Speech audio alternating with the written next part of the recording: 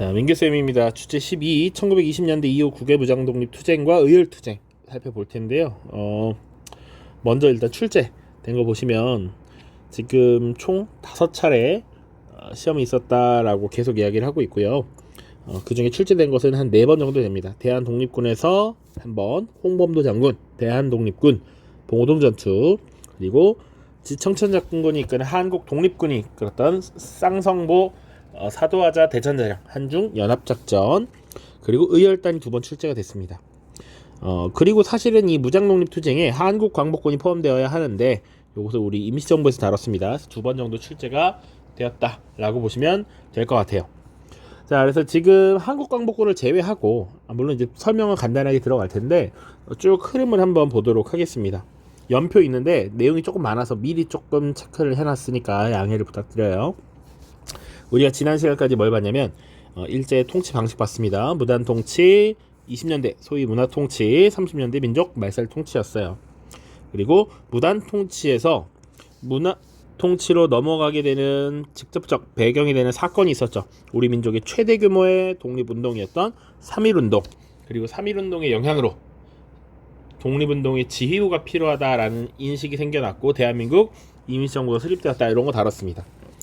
자, 그리고 또 봤던 게 뭐냐면 1910년대 독립운동이었어요. 그래서 국내에서는 이 무단 통치의 영향으로 공개적인 항일 투쟁이 어려웠기 때문에 비밀 결사의 형태로 여러 단체들이 조직되었다. 대표적인 단체로 독립의금부와 대한광복회 살펴봤었고요. 그리고 독립운동을 하기 위해서 국외로 떠나는 인원들도 있었습니다. 그래서 만주, 연해주 지역으로 이동하는 한국인들이 꽤나 많았고, 이들은 국외로 넘어가서 독립운동 기지를 건설했다라고 기억하시면 돼. 그래서 1910년대에는 한인 마을을 결성하고 독립운동을 준비하는 단계였습니다. 자, 그런데 1920년대가 되면 양상이 바뀐단 말이죠. 3.1운동 이후에 우리의 입장을 본격적으로 더 적극적으로 표현을 해야 한다라는 것이고, 국외에서도 준비가 어느 정도 마쳤기 때문에 이제 본격적인 항일 투쟁을 벌이기 시작했다라는 겁니다. 그래서 국내에서는 이 사회주의의 영향을 받아서 민족의 독립운동이 사회주의 계열의 독립운동과 민족주의 계열의 독립운동, 이렇게 두 갈래로 나눠서 살펴볼 수가 있을 겁니다. 농민운동, 노동운동, 다양한 사회운동, 혹은 물산장려운동, 밀립대학 설립운동, 신라강성운동, 이런 것들을 뒷강에서 다룰 거고요. 요 내용들은 이제 좀 더 뒤에서 디테일하게 다룰 겁니다. 그리고 이런 운동들이 공개적으로 등장할 수 있었던 배경에는 문화통치라고 하는 것도 하나 작용을 할 수는 있죠. 그렇지? 그래서 이 문화통치 시기에 이제 공개적인 독립운동이 등장하였다 정도 보시면 되겠습니다. 그럼 국외에서 벌어진 무장독립투쟁은 어떻게 됐느냐? 준비가 완료된 이후에 본격적으로 부대를 결성해서 무장독립투쟁을 벌이기 시작하죠. 자, 1920년대 초반 보시면 이 독립운동을 벌이던 독립군이 주로 만주 지역에서 활동을 하고요. 그리고 주로 승리를 합니다.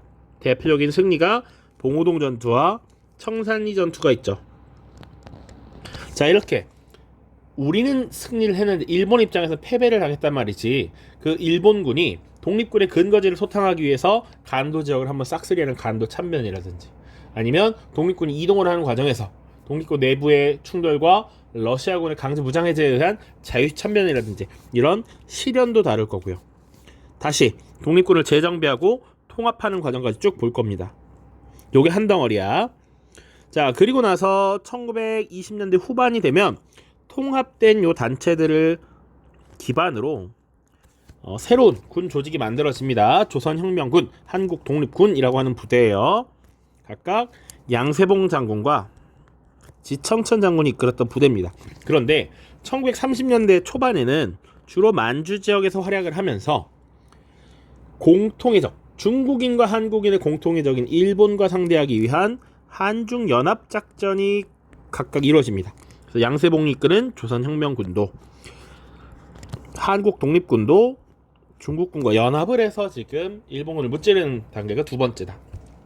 자, 그러다가 1930년 중일전쟁이 벌어지게 되고 만주 지역은 사실상 이제 일본의 수중에 넘어갔단 말이죠. 그래서 만주 지역에서 더 이상 활동하기 어려워지니까 중국 관내로 본토로 이동하게 됩니다. 자, 그 본토로 이동해서 결성된 부대들이 대표적인 것이 조선의용대와 한국광복군이 있다. 조선의용대는 김원봉이 이끌었던 부대고요.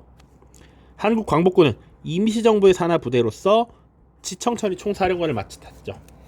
이 부대들은 중국 관내에서 또 어떤 활동을 했는가 살펴보는 게 세 번째입니다. 그래서 중요한 내용들, 디테일은 밑에 있습니다. 밑에. 자, 1920년대 독립군의 승리와 실현, 통합 보겠습니다. 주로 활동 지역은 만주 지역이었다라는 거 기억해 두시고요. 첫 번째, 승리의 첫 번째 봉오동 전투 보죠. 이미 한번 출제가 됐다라고 했습니다. 자, 봉오동 전투. 자, 홍범도 장군이 이끄는 대한 독립군이 주체가 되었다. 뿐만 아니라 사실은 최진동이 이끄는 군무도독부, 안무가 이끄는 국민회군을 비롯한 여러 부대가 연합했고 총사령관이 홍범도였던 것입니다. 자, 그래서 일본군을 봉오동 골짜기로 깊숙하게 유인해서 적을 섬멸했던 것이 봉오동 전투이다. 자, 이 봉오동 전투에서 패배한 일본은 이 독립군을 추격하기 위해서는 중국 땅이었던 만주의 군대를 파견해야 했는데 외국 군대가 갑자기 군대를 들일 수 없죠. 그것을 명분을 만들기 위해서 훈춘 사건이라고 하는 것을 조작합니다. 자, 이 지역에 마적단을 매수해서 당시 일본의 영사관을 습격하게 하고 그것을 명분으로 일본군이 만주 지역, 간도 지역에 진출하게 되었다. 자, 그렇게 일본의 군대가 간도 지역으로 들어오게 되는데요. 이때 홍범도가 이끄는 대한독립군을 비롯한 여러 부대가 김좌진의 북로군정서와 힘을 합치게 됩니다. 그래서 일본군을 청산리로 유인해서 대승을 거둔 것이 바로 청산리 대첩입니다. 그래서 김좌진의 북로군정서 그리고 홍범도의 대한독립군 같이 활동했다. 그리고 주요 전투로서 소규모 전투로서 백운평, 왈루구, 어랑촌 같은 키워드들이 나오면 아, 이거 청산리 대첩과 관련이 있구나 기억을 해두셔야 됩니다. 자, 그런데 이렇게 두 차례의 승리를 거두고 나서 약이 오른 일본은 이 독립군의 근거지를 소탕해야겠다, 싹을 말려버려야겠다 라고 생각을 하게 된 것이죠. 그래서 독립군을 크게 타격을 주기 위한 작전에 돌입합니다. 그것이 바로 간도 참변이에요. 요 세 가지, 앞서서 봉오동 전투나 청산리 전투, 간도 참변 모두 1920년에 있었던 일입니다. 자, 독립군이 거주하는 이 간도 지역 그리고 독립군을 지원하는 한인 마을을 완전히 싸그리 없애버리려고 했던 것이 간도 참변이었다. 자, 이 간도 참변을 계기로 독립군은 이 근거지였던 간도를 떠날 수밖에 없었고 떠나는 과정에서 여러 독립군 부대가 통합되게 되는데 그 통합부대가 대한 독립군단이라고 하는 부대였습니다. 총재 서일을 중심으로 뭉쳤다라고 보시면 돼요. 자, 서일이 나와서 하나만, 이 북로군정서는 대종교의 영향을 받았습니다. 대종교의 한인 단체였던 중광단이 조직한 군 부대였어요. 이거 하나만 좀 추가해 둡시다. 자, 그래서 중광단에서 조직한 부대가 북로군정서였다. 자, 그리고 나중에 대한독립군단으로 통합돼서 러시아 지역으로 이동한다. 그런데 당시 러시아도 사실은 러시아에서 혁명이 일어나서 내전 중이었거든요. 그 내전의 과정에 우리 독립군들이 투입되게 되었고 들어가게 되었고 러시아 군대가 사실은 얘가 한국인지 일본인지도 잘 알 수 없고 언제 우리 스파이가 될 수 있을 수 있다 라는 생각을 하면서 무장 해제를 요구해요. 그리고 이 무장 해제를 요구한 이후에 독립군 내부에서도 분열이 일어납니다. 그래서 그 과정에서 강제 무장 해제 그리고 독립군 내부의 충돌로서 독립군이 큰 피해를 입게 돼요. 그 사건이 자유시 참변입니다. 1921년의 일이고요. 자, 이렇게 피해를 입고 뿔뿔이 흩어지게 된 독립군은 1924년경이 되면 다시 재정비를 거치게 됩니다. 그래서 이 만주 지역에 3부를 결성해요. 3개 단체, 참의부, 정의부, 신민부, 참정신이라고 하는 3부가 결성이 되고요. 1926년, 27년이 되면 좌파 우파 할 것 없이 민족을 하나로 통합하자라는 민족 유일당 운동의 이런 움직임이 나타나. 그래서 이 3부를 통합하려는 운동이 나타납니다. 그런데 아쉽게도 하나의 단체로 통합되지 못합니다. 그래서 북만주 지역에는 혁신의회가, 남만주 지역에는 국민부가 각각 결성되는데 이 단체가 한국독립당과 조선혁명당으로 각각 연결이 되고요. 그 산하 부대로서 한국독립군 그리고 조선혁명군을 결성하게 됩니다. 요것이 이제 1930년대 초반 한중 연합작전을 추진하는 군 부대로서 등장하게 됩니다. 자, 그래서 1930년대 초기 보시면 한중 연합작전이 벌어졌다라고 돼 있죠. 자, 1930년대 특히 1931년 생각해 보면 일본이 만주 지역을 침공하는 만주 사변을 일으켰단 말이지. 자, 그러니까 만주 지역은 일본의 침략을 받았고 만주 지역의 중국인이나 우리 독립운동을 펼치던 한국인들이나 일본을 공동의 적으로 상정할 수밖에 없는 것이야. 그러니까 공동의 적인 일본군을 상대하기 위한 한중 연합작전이 벌어졌다. 활동 근거지는 일본의 침략을 받았던 만주 지역이고요.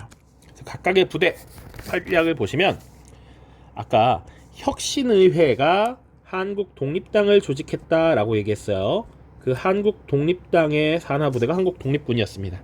자, 지청천이 지휘를 했고요. 쌍성보, 대전자령, 그리고 하나만 더 사도하자. 원래 이 세 개의 전투가 세트예요. 이 세 개의 전투 나오면 한국 독립군 기억을 해두십시오. 그리고 조선혁명군은 아까 남만주의 국민부 얘기했었죠. 국민부가 조선혁명당을 조직했고 그 산하부대가 조선혁명군이었다. 양세봉이 지휘했고 대표적인 전투 2개, 영릉가 전투, 흥경성 전투 각각 기억을 해두셔야 한다. 자, 그러다가 1937년이 되면 이제 일본이 중국과 전면전을 벌이게 되죠. 그리고 만주사변 이후에는 사실상 만주가 일본의 영역권으로 들어가게 되면서 만주에서 독립운동을 하기가 어려워집니다. 그래서 중국 본토로 독립운동을 하는 세력들이 이동을 하기 시작하고 그때 만들어진 새로운 부대가 조선의용대 그리고 대한민국 임시정부의 산하부대였던 한국광복군 기억해야 됩니다.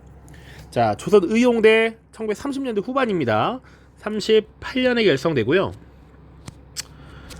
김원봉이 주도를 했다라는 것 때문에 사실은 출제되기가 굉장히 더 어려울 것 같습니다. 조선의용대 그래도 하나 기억해 두십시다. 조선의용대라는 부대가 있었고 중국 국민당 정부의 지원을 받아서 창설된 부대입니다. 그리고 하나 또 의가 있어요. 과거에는 언급이 됐었는데 중국 관내 최초의 한인 부대였다. 원래 만주 지역에서는 한인 부대들, 한국 독립군들이 많이 활동을 했지만 중국 본토에서 외국 군대가 주둔하면서 활동을 하는 건 없었어. 근데 이 조선의용대가 최초였다. 왜? 중국 국민당의 후원을 받고 서포트를 받고 지지를 얻었기 때문에 가능한 거였습니다. 자, 이 조선의용대는 김원봉이 주도를 했습니다. 의열단을 만들었던 김원봉이고요. 이 김원봉의 주도하에 만들어진 의용대는 나중에 일본을 상대하면서 민족의 독립운동 역량을 결집시키기 위해서 김원봉이 임시정부에 합류합니다. 그때 일부가 한국광복군에 합류하기도 했다. 자, 그리고 한국광복군은 이미 다뤘던 적이 있으니까 빠르게 넘기면 1940년에 결성되고요. 임시정부의 정규군이었습니다. 총사령관 지청천이었고요. 대일선전 보고를 하기도 했고요. 미얀마 인도전선에 파견되기도 했고요. 미국 전략정보국과 훈련을 하면서 국내 진공작전을 계획했으나 일본이 빠르게 항복함으로써 실행되지 못했습니다. 그리고 아까 얘기했던 김원봉 등 이 조선의용대 세력이 일부 이렇게 합류를 하면서 더욱더 세력이 증강되었죠. 그래서 김원봉이 부사령관, 지청천이 총사령관이었습니다. 오케이? 그 정도 보시면 됩니다. 마지막 의열투쟁인데요. 정의를 위해서 맹렬하게 싸우는 것, 투쟁하는 것을 의열투쟁이라고 하죠. 의열투쟁과 관련된 단체는 원래 의열단뿐만 아니라 한인애국단을 같이 다루는데 이 한인애국단은 이미 임시정부를 다룰 때 이야기했기 때문에 생략했습니다. 자, 의열단 기본적으로 김원봉이 주도해서 결성이 되었고요. 이 의열단이 활동 지침으로 삼은 문서가 있습니다. 바로 조선혁명선언이라고 하는 거예요. 당시 신채호가 작성한 것으로 알려져 있습니다. 그래서 폭동과 파괴로서 일본의 간담을 서늘하게 하고 우리가 그로써 독립을 쟁취할 수 있다라고 주장을 한 것이야. 조선혁명선언 기억해 두셔야 합니다. 자, 그리고 활동 보시면 박재혁이라는 인물이 부산경찰서에 폭탄을 던졌다. 김익성이라는 인물이 조선 총독부에 폭탄을 던졌다. 김상옥이 종로경찰서에 폭탄을 던졌다. 나석주가 동양척식주식회사 또는 조선 식산은행이라는 것이 있어요. 식산은행에 폭탄을 던졌다. 이런 내용들이 언급이 되면 아, 이거 의열단이구나 라고 보시면 돼요. 아시겠죠? 자, 이 내용이 굉장히 많은데 압축하다 보니 당연히 100%다 이해가 안 될 수도 있습니다. 그러나 키워드를 중심으로 암기를 한다면 문제를 푸는 데는 전혀 지장이 없다. 자, 선지 주로 어떤 것들이 출제되었나 보시면 쭉 나와 있습니다. 대한독립군, 홍범도, 봉오동전투 출제가 한번 됐고요. 쌍성보, 한중연합작전, 그리고 의열단이 3번 출제가 되었네요. 맞죠? 자, 이렇게 정리를 하면 되겠고요. 다음 영상에서 문제풀이로 만날게요. 고생했습니다. 안녕.